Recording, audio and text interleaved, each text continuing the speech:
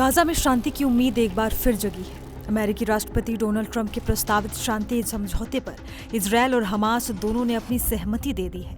ये समझौता अक्टूबर 2023 से जारी भीषण संघर्ष को रोकने और बंधकों और कैदियों की बहुप्रतीक्षित रिहाई का मार्ग प्रशस्त कर सकता है। लेकिन इस डील की शर्तें और इसमें शामिल कैदियों के नाम दोनों पक्षों के लिए बड़ी चुनौतियां खड़ी कर रहे हैं। दरअसल इस समझौते के तहत फिलिस्तीनी संगठन हमास इजरायल द्वारा बंधक बनाए गए सभी लोगों को रिहा करेगा। वहीं बदले में इजरायल अपनी जेलों में बंद 2000 से अधिक फिलिस्तीनी कैदियों को आजाद करेगा।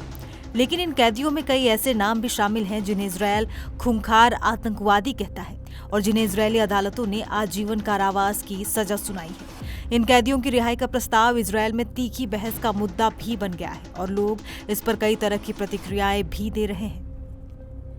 इजरायल नेशनल न्यूज के अनुसार मौजूदा बंधक समझौते में इजरायल को 7 अक्टूबर के बाद से गिरफ्तार किए गए 1700 से अधिक गाजावासियों के साथ साथ आजीवन कारावास की सजा काट रहे लगभग 250 फिलिस्तीनी कैदियों को रिहा करना होगा। इनमें कुछ हाई प्रोफाइल नाम भी शामिल हैं, जैसे इब्राहिम हमद।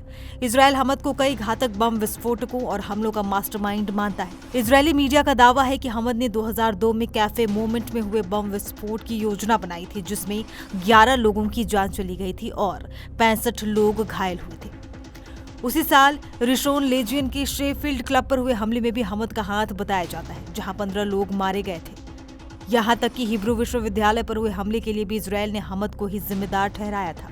गौरतलब है कि 2011 के शार्लेट समझौते में इजरायल ने हमद को रिहा करने से इनकार कर दिया था, लेकिन अब इस नए समझौते में उसकी रिहाई की संभावना बनती दिख रही है।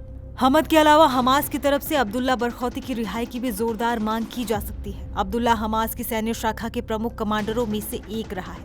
इजरायल बरखौती को दर्जनों आतंकवादी हमलों के लिए जिम्मेदार मानता है, जिनमें कुल 66 लोग मारे गए और 500 लोग घायल हुए थे। इनमें 2001 में यरूशलेम में सब्रो रेस्टोरेंट में हुए बम विस्फोट और 2002 के कुख्यात कैफे मोमेंट बम विस्फोट जैसी घटनाएं शामिल हैं। इजरायल की जेलों से रिहा होने वाले संभावित कैदियों की सूची में 72 साल के अहमद शहादत का नाम भी शामिल है। अहमद पर 2001 में यरूशलेम के एक होटल में पर्यटन मंत्री रेहावम जीवी की हत्या की साजिश रचने का आरोप लगा था, जिसके लिए उसे 30 साल की जेल की सजा सुनाई गई थी। इसके अतिरिक्त अब्बास अल सईद भी उन कैदियों में हो सकते हैं जिन्हें रिहा किया जाएगा। अब्बास को 2002 में नेतन्या के पार्क होटल बम विस्फोट में शामिल होने के लिए सजा मिली थी। हमास अपनी सैन्य शाखा के एक और वरिष्ठ सदस्य हसन सलामा की रिहाई की भी मांग करेगा। हसन को यरूशलेम में रूट 18 पर हुए 2 घातक हमलों की योजना बनाने के लिए सजा मिली है। उन पर 1996 में अश्कलोन जंक्शन पर एक हिच हाइकिंग पोस्ट पर हुए हमले की योजना बनाने का भी आरोप है।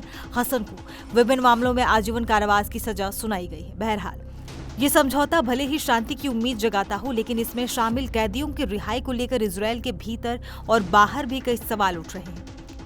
सवाल ये कि क्या ये समझौता गाजा में स्थायी शांति ला पाएगा या ये केवल एक अस्थायी विराम होगा। इन सभी सवालों के जवाब समय के साथ ही मिलेंगे।